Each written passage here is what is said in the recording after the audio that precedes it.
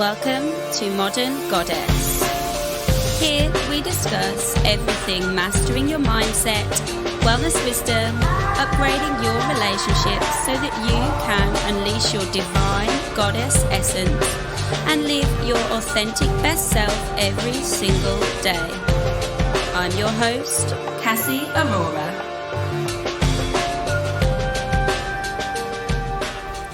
Hello, welcome back to the podcast. Thank you for joining me today. I'm back in the woods. I've realised the sound quality is probably better when I'm using my phone, which is kind of exasperating. Being as I spent a lot of money on a microphone, so I'm why did I do that? But still, it comes in handy when I want to chill at home and record a podcast. So that's my latest revelation. I'm joking, I've had many others. So I hope you're well as you're listening to this. I hope you're taking lots of time for self-care, rest, reflection, and just giving yourself the ingredients you need to be the best that you can be. I think in this busy life, this busy world, we can very quickly forget those things that make us feel better when perhaps we're a bit low, and then when we actually feel better, we very quickly forget those. So hopefully you're keeping on top of your self-care, whatever that is. Those of you in my webinar or my clients know I'm always going on about the story of health model, but it's actually a really helpful model to look at too.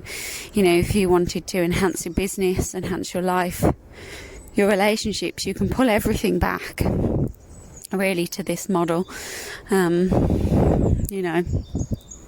It's a holistic model where we're looking at the whole being, and this is why when I do astrology, it doesn't matter what I can see in people's charts. I'm often pulling it back to the very basics of the story of health, because we can really see everything in this model.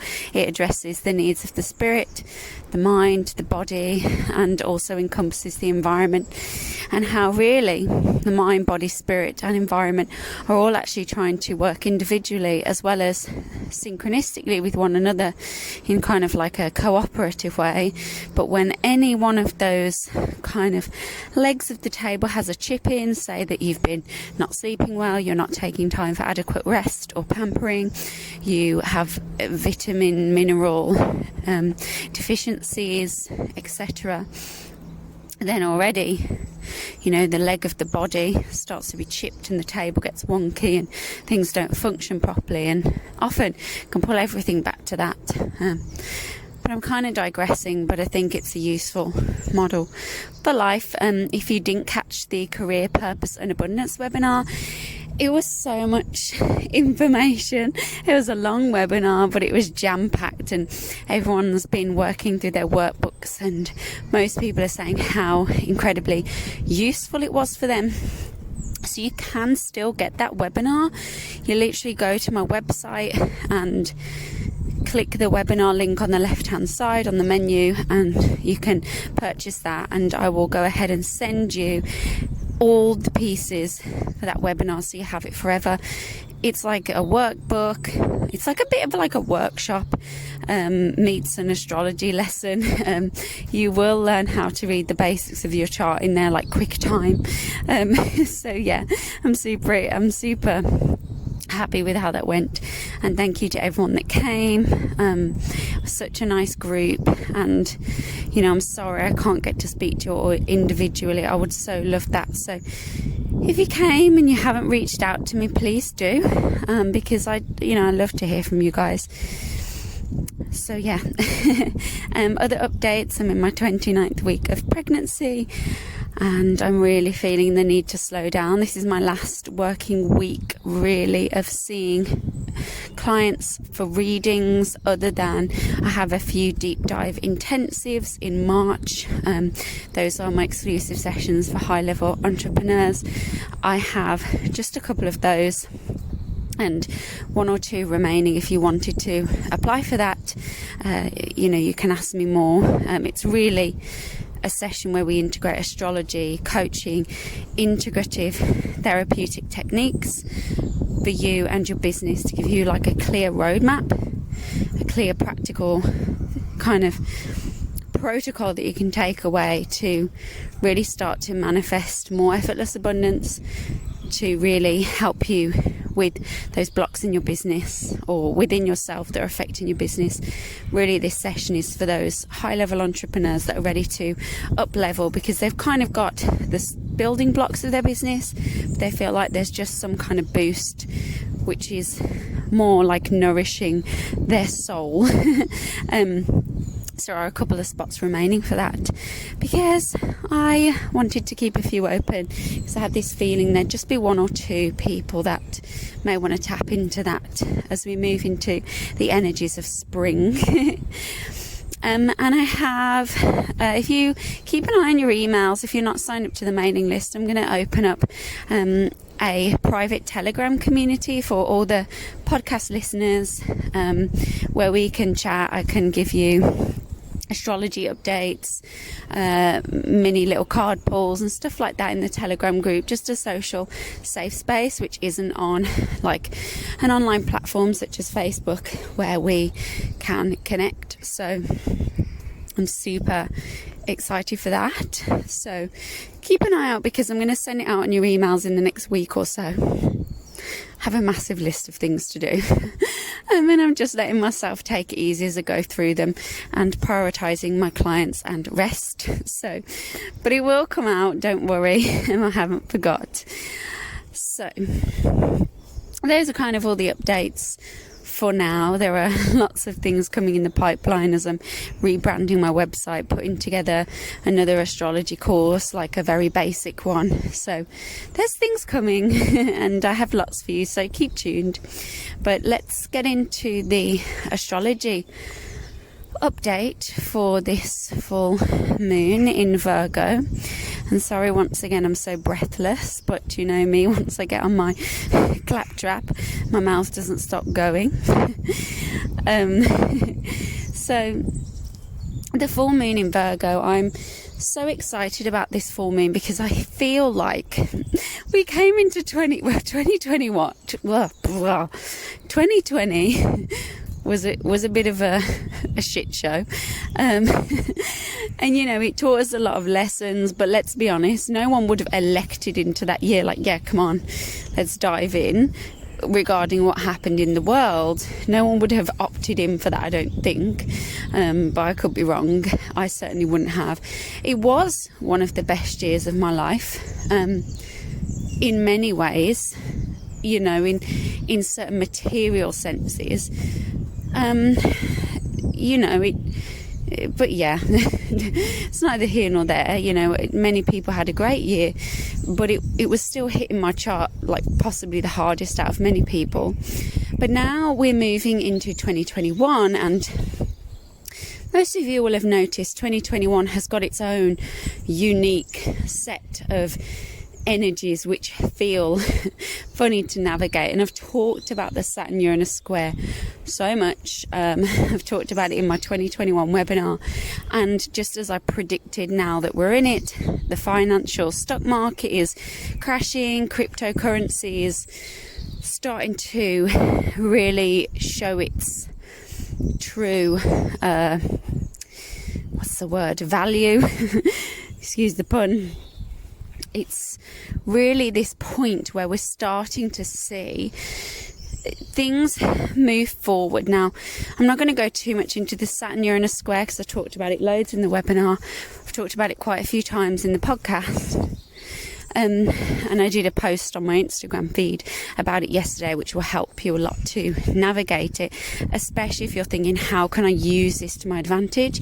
Because it can be a real difficult energy and it can be quite destructive if you're not consciously working with it. So check out that post. But anyway, we are in it now. We have been since the 17th of February, and in astrology you have something called an applying aspect. The aspect goes exact and then separating. Applying is when we're in the build-up. So we saw, all the heavy restriction from the government, which felt like it was never ending, up until really the last few days in the UK. We saw the USA had all this political stuff going on. So you could feel all of that. That was as it was applying. So it's like the intensity is being turned up on the dial. So if you imagine, turning the oven up, or like turning the pressure cooker dial up, it's kind of like that. So we saw that happening, the pressure was building, and we had this restrictive, stagnant, this is how it's always been done energy. It was, the Saturn energy was fear, restrictive, how it's always been done. The status, not necessarily the status quo, but the feeling of not being able to move forward with something, or clarity not being there, with Saturn and Jupiter being invisible, Mercury then turning retrograde, and everything in Aquarius, whatever house in your chart that was, it was like there was not clarity there, there was not movement there, and everything, really, this big grand conjunction felt like it was ruminating. The pressure was turning up, but there was no movement. The aspect went exact on the 17th, and this is where we start to feel the peak of that energy, but then we start to see the effects of it from really afterwards, and now it's separating. So we're moving into a slight resolving of it, or like it feels less intense. It feels like there's a forward motion, and with obviously Uranus is the conflicting energy to all that stagnant status quo, that authoritative, how things have been done, the systems you've already set up. There's that. But Uranus is going, you need to change, you need to break free, you need to change the mold, and it's volatile, and it's saying, here, have this, and it's a thunderbolt, and it kind of cuts through what you thought you knew and says, but what about this? And it's kind of like these conflicting energies of one hand wanting the stability and to build something new steadily, along with this kind of revolutionary mindset where you're seeing something completely outside of the box that is different, and it's about trying to manage both of those. And it was never about jumping into something new too quick, but it wasn't about holding on and not taking any change. It was just one of those weird energies that is going to happen. February, where we're in now, it's going to happen again in June, it's going to happen again in December, and it always affects the financial stock market. My advice to you, cryptocurrency, that's my advice, precious metals and assets. This will help you be financially sovereign, so property, heavy metals, etc. Because putting your money in the stock market right now, just be prepared. It's always having a crash at these squares, and this one is no different. But the money systems are all going to change. I talked about this a lot more. However, when it comes to a Saturn-Uranus or any kind of big planetary kind of, I don't want to use the word war, but conflict, the outer planet, the more outer planet tends to always win. It's kind of what I've always been told by my teachers and have always observed. And if you look back at Saturn-Uranus squares, it is that the outer planet always wins, because Uranus is saying we need to change up what's stuck and old and stagnant, and he's the more outer planet. So there is going to be revolution in our food systems, our money systems, and for you there will be revolution in that area of life. There's going to be change, there's going to be dynamic shifts, and you can't really do anything about it. In my own personal life, this is happening in the place of home, property, where there's like a need for creating security.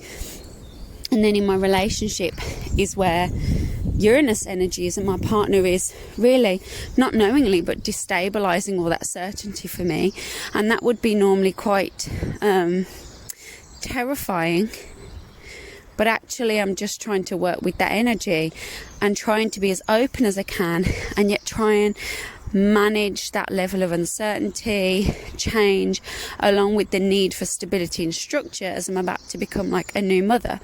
And that has brought up lots of fear, lots of stress, and that's what it feels like for the fixed signs. Taurus, Leo, Aquarius, Scorpio, because they are so fixed. So for us, it's that big lesson of learning to be adaptable, and it is for everyone. But it's like, for me, it's like, how can you be adaptable at the same time as sort of not being a pushover and not being weak-willed and not having a direction? So this is one of those balancing energies. Anyway, I wanted to talk about that because we're in that at the moment. So check out my Instagram post because I had a few great pointers on that. And if you can't, check that out. It's really, the question you want to be asking is, where am I holding on too much? Where am I not stepping into the new enough? Where am I not adapting to change? Where am I wishing things were how they were before? Where am I not seeing that things are going to change and I have to adapt with it? Where can I use the wisdom of the old with the wisdom of the new?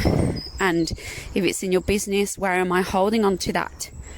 You know, where am I holding on to this thing when actually I know I've already made the internal energetic pivot to this other thing? So it's like you need to jump all in. And you know, it's not about abandoning everything irresponsibly, like I keep saying. This is really about a steady tread towards the new. So I hope that helps, you know. But anyway, we have some other lovely energies as this week. And as we come to the end of the week, you know, the 26th, 27th, you know, full moons are a time, you know, the word lunatic comes from full moon. Full moons are not generally seen as auspicious in the sense that they're not generally good. The New Age movement has really changed it to being a great time. But if we look at mysticism, it's actually a time where we don't want to be bathing in the moon so much. The light of the moon that's cast on the earth generally can bring malconditions. It's not great for the human body. And there's lots of real science behind that. You know, people say that the moon orbits around the earth, but I would definitely say it's the other way around, because if we think about it, the moon controls the tides, the growth of flowers in nature. It controls menstruation, you know, if we're in health, you know, the most solid health. If we're you know, it controls the bodily fluids. More mental health admissions happen at full moon. You know, it's actually something we shouldn't be bathing and basking in my opinion, because the moon at its brightest is kind of, it's reflecting a certain ray of light, which is not always conducive to peace and equanimity, and can often disturb our natural biorhythms. If you think about it, you know, we sleep less at full moon statistically. You'll notice you might sleep less at full moon unless you have sort of blackout blinds or something. And this is because everywhere is lit up, and really the rest, you know, the resting should be happening, but because the moon is so bright, that is disturbed, the peace is disturbed. And on an energetic level, you know, I tend not to bathe under the full moon. I used to do it when I was really into like lunar magic, but now I've kind of changed my stance on that as I've learnt true mysticism and true occultism and true science. If you look deep enough, it's actually probably not great for the body to do that. By all means, work with the moon, but I would suggest see what happens for a few months if you don't bask under the moon or bathe in it, if that's something you do. But anyway, I digress. But this full moon is going to be this culminating moment, but in a soft way. So, you know, we've had a lot of harsh culminations, a very intense energy, and this is really the first energy that we start to see in 2021 that marks this new hopeful kind of gentle culminating energy.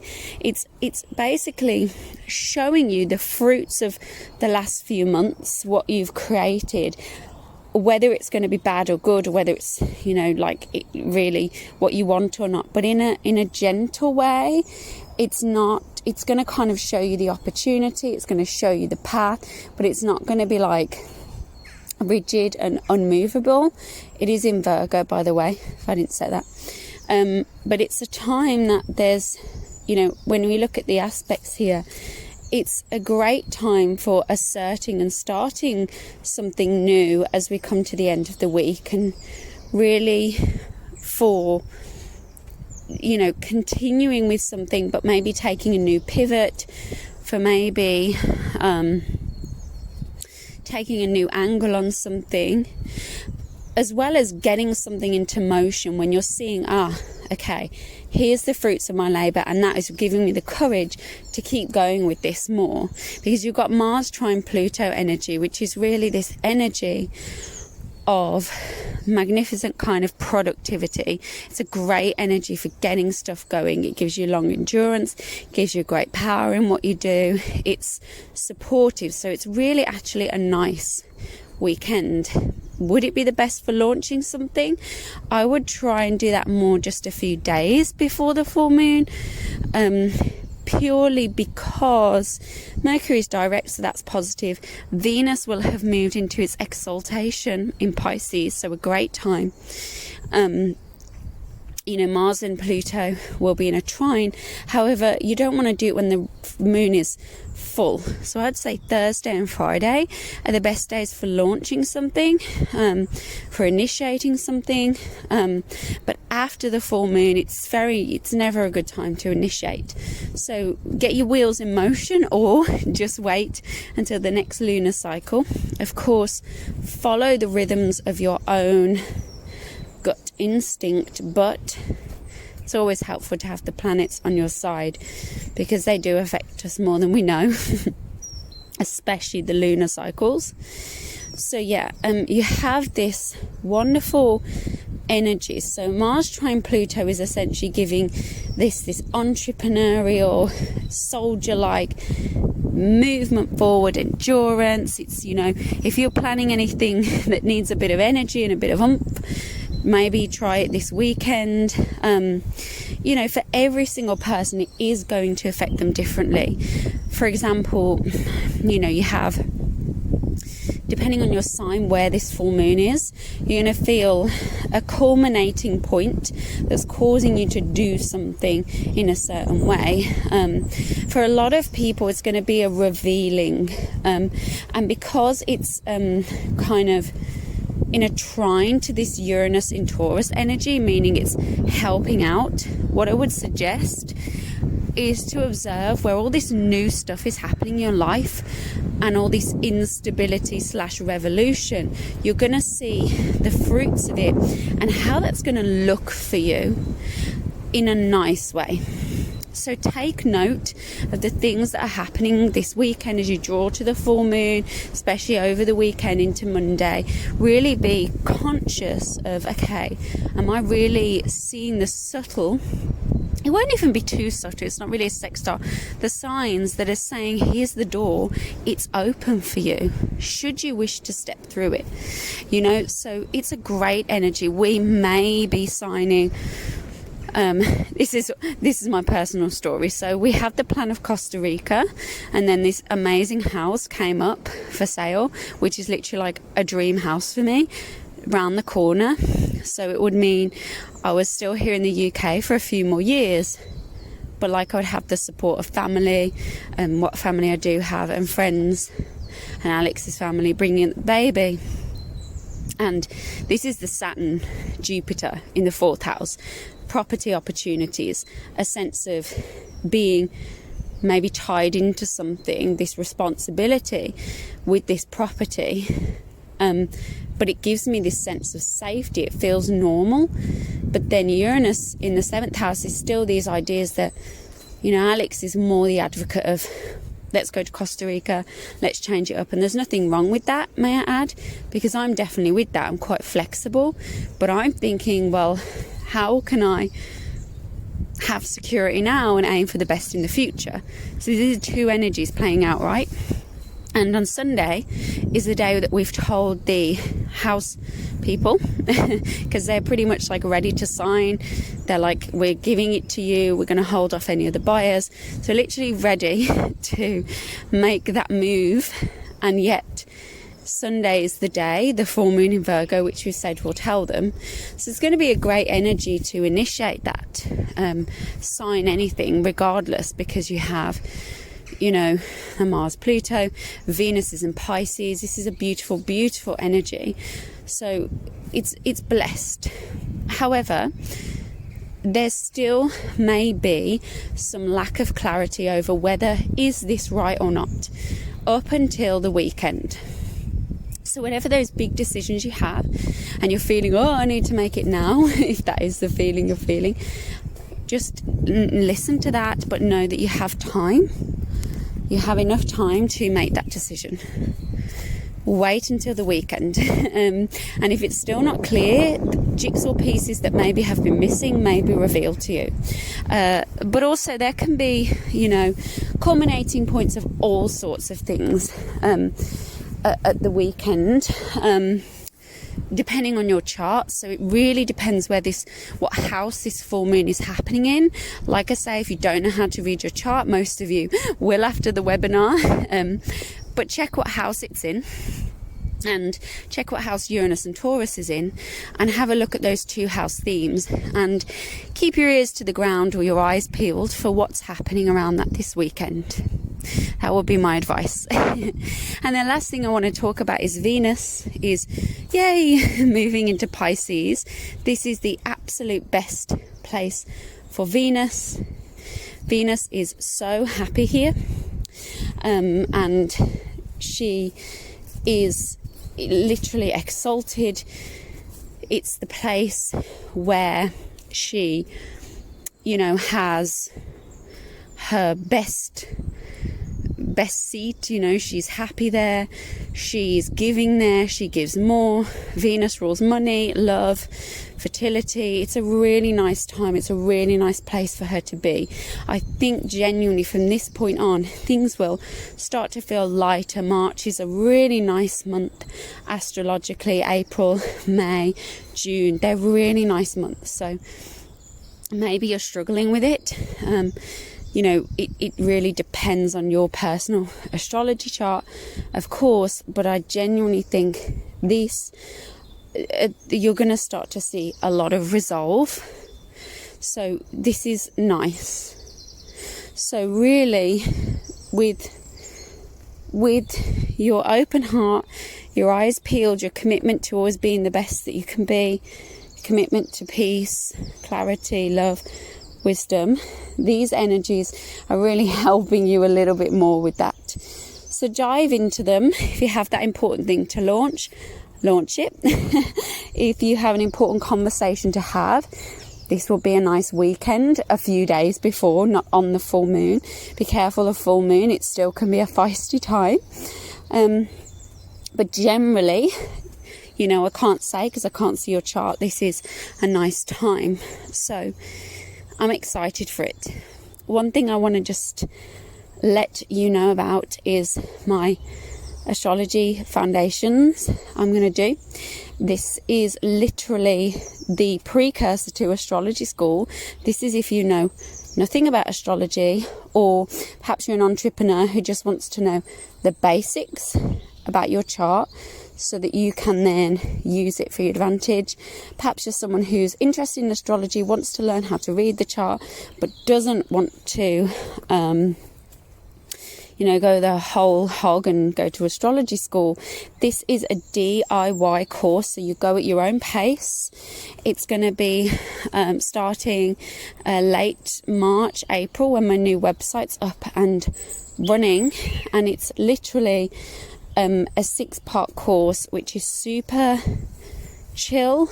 It's a low investment because it's DIY, and it's going to give you all the foundations to use astrology every day in your life, so you can get familiar with your chart and make the best of your chart without having to feel the intensity of like astrology school and being deep dive immersed. You can just take it at your own pace. So if you want to take advantage of the first release, I'm going to do a promotion on the first release. You can save quite a big chunk on your investment.